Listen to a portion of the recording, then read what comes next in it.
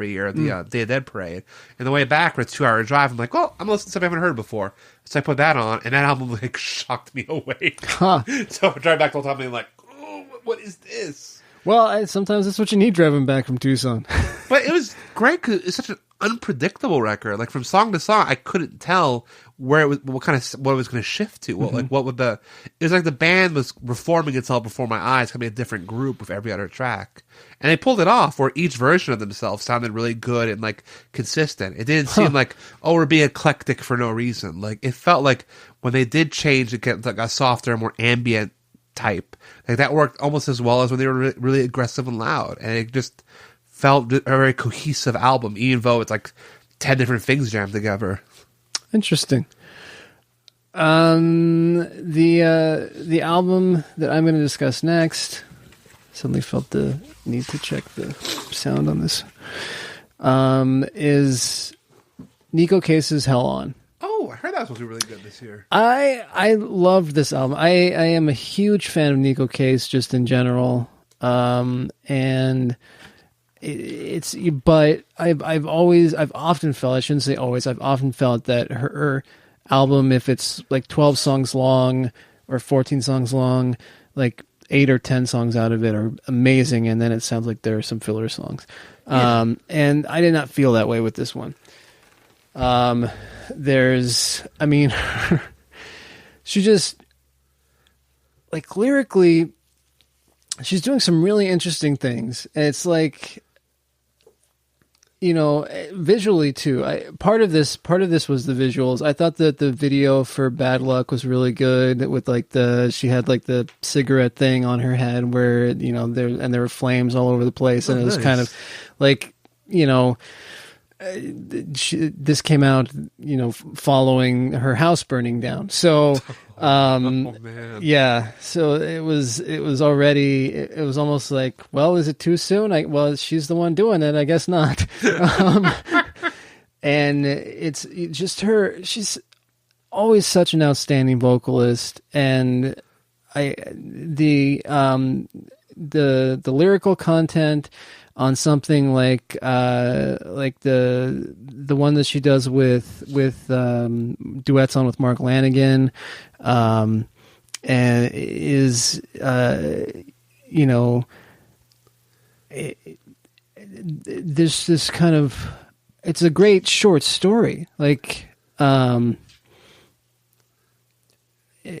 anyway, I'm not going to get into like a lyrical recitation of it, but then she did an accompanying video of it where it was just like these two people in these like flesh tone suits, like just full body kind of like body stocking things, and it's her and Mark Lanegan on this bed, and there's like, you know, just this visual of these people who are worn out and like older, and they're kind of like, you know, is there romance still? And she's, you know, she's got like sagging breasts at one point, and then a giant penis as well, and and like sitting there eating Chinese food, and I've never, you know, Mark Lanegan just always has struck me as this super serious guy, and not, you know, not somebody who has a big sense of humor or something. But it's funny that it came across as, in that video, he just seemed like he was having a good time. And you know, the guests on this, like the musicians are, you know, the typical ones that she works with. So John Rauhaus is in there. Shout out to local musician. And you've got Joey Burns from Calexico doing a lot of you know, playing a lot of instruments throughout. You've got Eric Bachman, Archers of Loaf. Hell yeah. They duet on a great song of his. And AC Newman worked on a couple of tracks with her, so there's a little bit of a new Pornographers vibe. And it sounds like it could be several different albums in there, but it's this cohesive, and I think one of her most consistent albums that she's ever done. So that's why it almost hits the top 5 for me. Sounds like an amazing work. I'll have to check that out. Yeah. Well, and what's crazy is that all the press for this, she's like talking down about her own voice and how kind of nasally she sounds. I'm like, she has one of like the best pop voices of all time. Like, she's the closest to like a living Patsy Cline range. I know, it's crazy. Yeah, but whatever. Self-deprecating all the way. Yeah, yes. Let's see here. Well, the next one is my utter rap pick on the top 10 is the new Earl Sweatshirt album, some rap songs. Yeah. Okay, I heard that was really good. Oh, it's so... what struck me about it is the production quality, and I think most of the beats himself have a very like MF Doom feel to them, or like Mad Lib, where it's like a lot of like kind of like smoky, like kind of old hip hop, like the old hip hop samples, and like you were listening to any of like the Doom albums? Yeah. So it's very much like it's very similar aesthetic to those kind of records of how like kind of the Jay Dilla style beats. Like he actually has like a song in it that's a kind of a tribute to him. Huh. And again, like I know I mentioned like earlier I'm not a lyric person, but rap of course is like the exception to that. Right. It's all all lyrics. Yeah. And to me, Earl is still like one of my favorite rappers because of the fact that his stuff is very quiet. Like when you listen to his stuff, the cleverness of it doesn't really strike you until after the fact. Oh, huh. When I listen to a lot of his songs, where at first like, oh, that's interesting word, but then I come back, I'm like, oh, that's the like that, like there's the punchline to that, or like that's actually a pretty vicious insult, but I didn't catch that. And the new record has that quality too, where when you listen to him rap, so much of rap music has a very extroverted quality to it, where it's in your face, where it wants your attention. Where Earl almost has like it's almost like somebody being interrogated by the police, like talking out the side of his mouth. Like he sounds like somebody who's kind of trying to dodge your attention, and his voice kind of darts in and out of the mix. Where it's like he's rapping, but it almost feels at times like you're eavesdropping on him doing his thing. So his music has a very like home recorded quality to it, where it feels like that you are listening in on something you're not supposed to hear. So it adds a very interesting intimate quality to it. But it's also just incredibly, it's a clever record. And it's also short, which is beautiful too, because a lot of rap albums this year, because of, how Spotify works. Like, yeah. So like, if you have X amount of tracks, you'll get more streams, more money. See a lot of rap groups like Migos put out like these 2-3 hour long albums. Oh, They're just Jesus. jammed with filler. So when Earl dropped his album's like, I think barely 20 minutes long. Like it's a really compact experience. But actually, I've come to love short albums because of the fact that you get like when it's done right. I'd rather be left wanting more, than having too much. Yeah, exactly. Rather than feeling like you could have dropped a couple of songs and it would have been a better album. Exactly. Yeah. And there's definitely something to be said for brevity. Sure, for sure. All right, this one, I was surprised where this one fell in here for me. This was an album by a favorite of mine, somebody whose music I love deeply, somebody who I talk about a whole hell of a lot. That's right, it's the Elvis Costello album. Oh, all right. Look Now. I was down on this album a lot when it came out. I was like, because the press for it was like, oh, it's one of his best in years. It's this, return to form kind of thing. It's all of that, like saying how great it was. And so then when I got it and I listened to it over and over for a while, and I'm like, am I just not getting it? I just was truly disappointed in it. Yeah. For the first number of 10 spins even. I was just like, this isn't the record that I wanted. I was hoping that it seemed like it was a good time, especially with the Imposters being a great rock band. I thought that, it would be a good time to do a heavy like pop album or rock album or something. And it was far from that. It was, I get that that they were trying to do something. He felt like he was trying to do something that maybe not necessarily in the same vein as an Imperial Bedroom, but something that he felt, like if it was up to that level of it, and that kind of craft in the studio. And I was also put off by just how many tracks on the album were from a woman's viewpoint.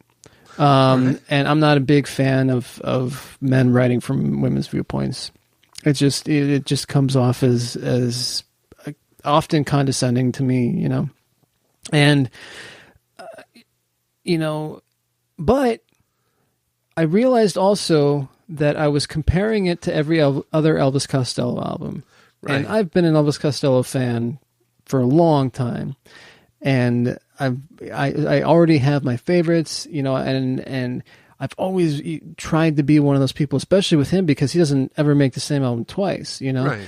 And I wanted to be just open to whatever was coming next from him. But it also been, you know, other than, if you want to, maybe even barring the album that he did with the Roots, Yeah. he hasn't had an album out of like, and that was like rehashing older stuff. Like, there was some new lyrics in there and everything, but they pulled and you know, mashed together different songs from his catalog. Right. This was the first album of new material in like 10 years. And so it had a lot, as a fan, it had a lot to live up to. Of course. So I was thinking of it in context of his catalog as a whole. And even with that, it's starting to move back up. But when I was then comparing it to everything else I was listening to, I was like, oh, this is kind of a masterful album. It's like his range, honestly, his vocal range, he hasn't worked quite so, like, just, he's hitting some notes that sound kind of effortless where he might have sounded strained before. Yeah. The lyrical content is really strong. Something, you know, even if there's a lot of that kind of painted from memory style with Burt Bacharach, and Burt Bacharach plays on some of the tracks, and they co-wrote some of the songs together. But if I pull out highlights from it, like Unwanted Number and Burnt Sugar Is So Bitter, which is the one that he did with Carole King, and Under Lime, and there are just a bunch in there. I kept thinking about how Stripping Paper is a kind of devastating song, so it worked its way back up there to me, and now I love it. Interesting. It just apparently took some time to work in there, which is not common for me with him. It kind of makes sense, though, because you have a weight of expectations, because of the fact that you know his work so well, and that it's been so long since he made a new statement. It makes sense that you'd have like a resistance to it at first. Well, it's almost like, well, this is it? Like, I've been waiting for this? And then, yeah, now I have a much, much higher opinion of it. Oh, let's see. What's next on my list?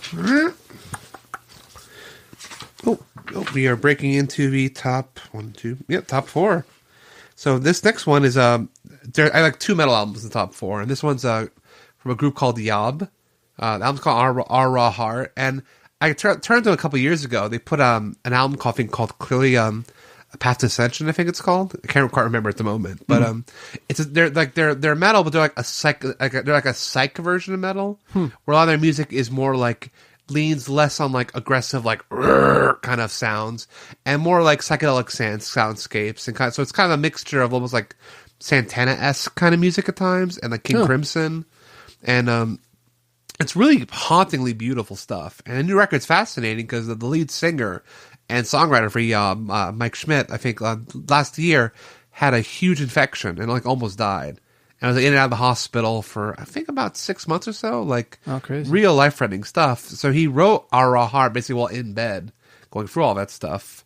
And so the album, a lot of it is about like dealing with issues of mortality and like the next world. But the music still has a very triumphant feel. And there's one song on there called The Beauty of Falling Leaves, which is like almost like, it's like between 7-10 minutes long. It's a very long song comparatively. But it's one of my favorite tracks from this year because it is just one of those songs that takes you on a journey.